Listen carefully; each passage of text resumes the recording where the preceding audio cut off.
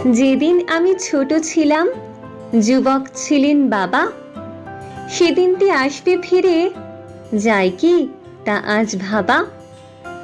বাবার কাছে হাঁটতে শিখে শিখে চলা বলা, সারাটি দিন কাটতো আমার জড়িয়ে তার গলা। বাবার হাতে হাতে খড়ি, প্রথম পড়া লেখা, বিশ্বটাকে প্রথম আমার বাবার চোখেই দেখা।